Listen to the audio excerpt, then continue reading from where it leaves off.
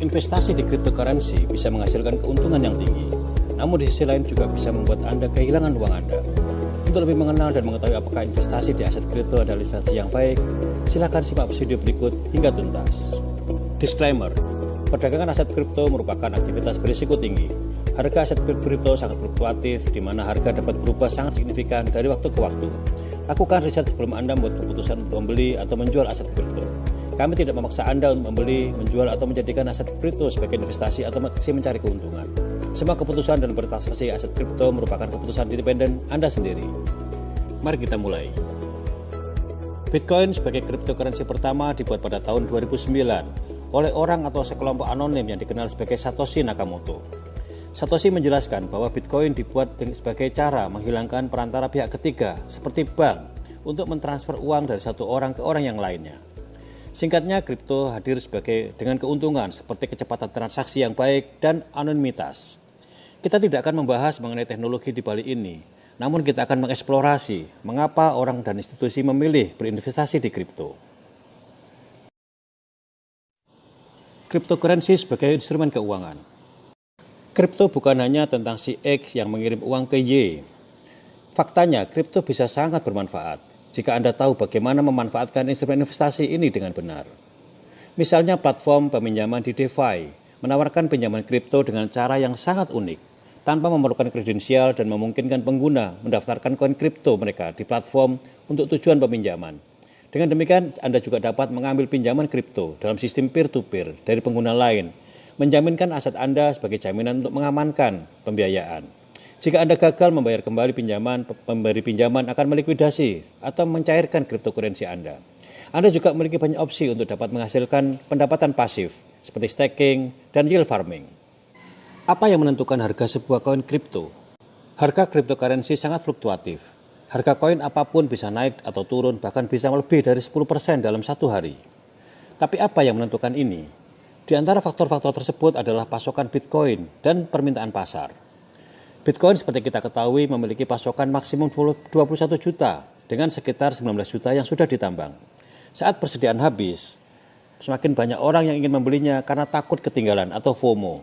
Ada juga faktor seperti biaya produksi Bitcoin melalui proses penambangan, imbalan yang diterima penambang, persaingan antar uang kripto itu sendiri, regulasi, berita, atau news. Jika harga Bitcoin naik, orang menjadi percaya diri dan berinvestasi ke dalamnya. Jika turun, orang akan takut dan menjualnya. Inilah sebabnya mengapa cryptocurrency tercatat memiliki tingkat volatilitas yang sangat tinggi. Harga Bitcoin saat diluncurkan hanya sedikit di atas nol pada tahun 2009 dan butuh waktu 2 tahun untuk mencapai harga $1. Pada tahun 2013 ketika The Electronic Frontier Foundation mulai menerima Bitcoin, harganya naik selama beberapa bulan dan melewati $1.000 untuk pertama kalinya pada akhir tahun. Ini hanyalah salah satu contoh karena pasar Bitcoin menentukan harga mata uang kripto lainnya.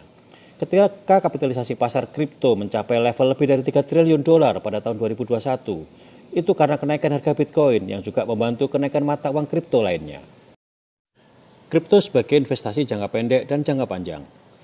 Kripto dapat digunakan sebagai investasi jangka pendek. Di dunia kripto ada orang yang tidak terlalu tertarik dengan utilitas cryptocurrency, namun mereka lebih tertarik pada perubahan harga yang sangat cepat. Karena pasar sangat fluktuatif, banyak trader tertarik untuk melakukan trading, membeli Bitcoin saat harganya rendah dan kemudian menjualnya saat harganya naik, sehingga mendapatkan profit. Di sisi lain, ada orang yang menganggap cryptocurrency sebagai penyimpan nilai yang bagus, sehingga menjadikannya investasi jangka panjang. Saat ini banyak anak-anak muda yang cenderung lebih memilih Bitcoin atau Ethereum daripada emas sebagai penyimpan nilai atau dana lindung nilai. Saat ini sudah ada lusinan perusahaan di dunia yang memiliki kepemilikan Bitcoin dan menjadikannya sebagai aset lindung nilai, seperti MicroStrategy, Tesla, Galaxy Digital Holding, Square Inc., dan Meitu. Bagaimana masa depan kripto? Status hukum cryptocurrency bervariasi secara substansial antara satu negara dengan negara lainnya, dan masih banyak negara yang belum memiliki aturan. Beberapa negara telah melarang sepenuhnya penggunaan cryptocurrency seperti China, Nepal, dan Bolivia. Di sisi lain, El Salvador adalah negara pertama di dunia yang membuat Bitcoin sebagai alat pembayaran yang sah, sehingga banyak orang El Salvador yang lebih banyak memiliki dompet Bitcoin daripada rekening bank. Alasan mengapa banyak negara sangat lambat meregulasi soal kripto, karena kripto memungkinkan warganya membelanjakan uang tanpa sepengetahuan pemerintah dan mereka tidak ingin kehilangan kendali itu. Jika Anda bertanya kepada seseorang apakah Anda harus berinvestasi di aset kripto, Mungkin mereka mengatakan ya atau tidak. Anda harus bertanya, apa yang mereka ketahui sedangkan Anda tidak mengetahuinya. Yang perlu Anda ketahui adalah bahwa jika Anda menginvestasikan $1 dalam satu Bitcoin 10 tahun yang lalu, investasi $1 itu sekarang sudah menjadi ribuan dolar.